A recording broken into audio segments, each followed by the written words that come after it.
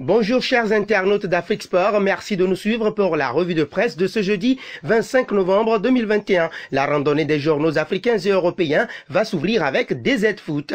À un peu plus d'un mois du début de la compétition, la Coupe d'Afrique des Nations 2022 semble connaître un nouveau rebondissement. Le stade d'Olembe, supposé accueillir le match d'ouverture, n'est tout simplement pas prêt, ce qui oblige la CAF à menacer de délocaliser les rencontres qui y étaient prévues. Justement pour ce retard dans les travaux, Afrique Foot revient sur le courrier adressé au comité d'organisation. À en croire le journal, le pays hôte dispose donc de 6 jours pour se mettre aux normes sur pas moins de 6 points, dont la finalisation des travaux extérieurs, clôture, etc., la réparation de certains manquements dans le système de panneaux LED et l'élaboration d'un protocole Covid-19 clair à respecter pour les spectateurs. Dans ce sillage, Camfoot précise que Yaoundé et le Cameroun bouillonnent. La note de la CAF a suscité une réponse cinglante selon le journal camerounais de Narcisse Mouélé Kombi, signalant qu'en aucun cas l'hypothèse de la délocalisation de la cérémonie d'ouverture n'est envisagée et ne peut être acceptée par le gouvernement camerounais. Restons toujours avec le Cameroun pour parler d'Eric Maxime Choupo-Moting,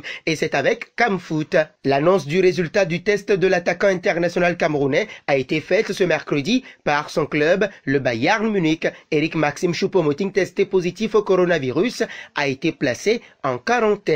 Le 360 degrés sport, et nous sommes là au Maroc, nous informe que la Confédération africaine de football CAF étudie l'éventualité d'imposer la VAR lors des matchs de barrage qui décideront des 5 sélections africaines qui partiront au mondial du Qatar l'année prochaine. Cependant, précise le site sportif, plusieurs pays qui jouent les barrages ne disposent pas de la technologie de la VAR dans leur stade. Cap sur l'Angleterre avec The Telegraph Sport, où les journaux font l'éloge de Manchester City. L'autre club de la ville de Manchester a pris sa revanche au retour sur le PSG et prend la tête du groupe de la Ligue des Champions, avec sur la couverture Jesus célébrant son but aux côtés de Bernardo Silva et Joao Cancelo. Le Daily Mail Sport va loin et encense Gabriel Jesus, qualifié de sauveur. L'attaquant brésilien rentré en cours de jeu offre la victoire à City sur un amour de passe de Bernardo Silva. Express Sport estime que Pochettino est mis en attente avec l'idée qu'aller à Manchester United ne serait qu'un autre casse-tête,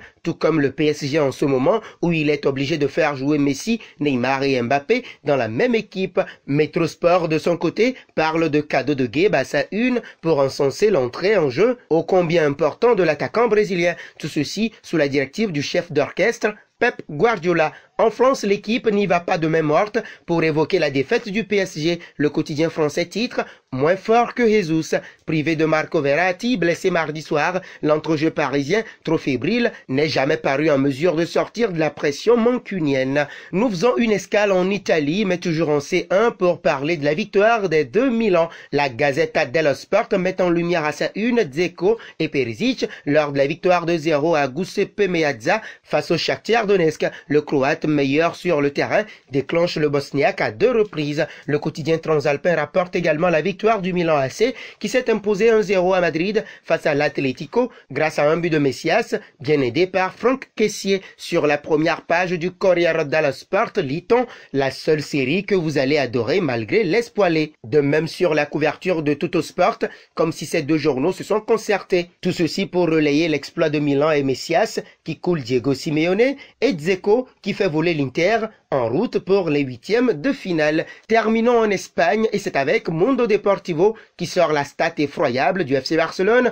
en Ligue des Champions. Dans cette édition 2021-2022, seulement 2 buts, une œuvre de Piqué et l'autre d'Ansu Fati, tous deux contre le Dynamo Kiev. Maintenant avec une puissance offensive décimée par les pertes et les blessures, le Barça doit marquer et battre le Bayern dans son stade s'il veut se qualifier pour les 8e de finale. Enfin la page Mercato, c'est avec Sport qui lie Arthur Cabral au FC Barcelone. Le prix de départ de l'attaquant du FC Bâle, 23 ans, varierait entre 8 et 10 millions d'euros, bien qu'il soit maintenant prêté avec une option d'achat. Le quotidien ibérique Marca magnifie le Real Madrid de Carlo Ancelotti, qui marche comme sur des roulettes dans le match contre le Sheriff Tiraspol, avec un exercice d'une efficacité irréprochable. Une autre œuvre d'art de Toni Kroos inscrivant le 2e but du match avec l'un de ses tirs prouve la bonne forme de la Maison Blanche en route vers la 8e de finale. Voilà qui met un terme à la revue de presse presse de ce jeudi 25 novembre 2021 sur Afrique Sport. Merci de l'avoir suivi et si c'est votre première fois de découvrir notre chaîne,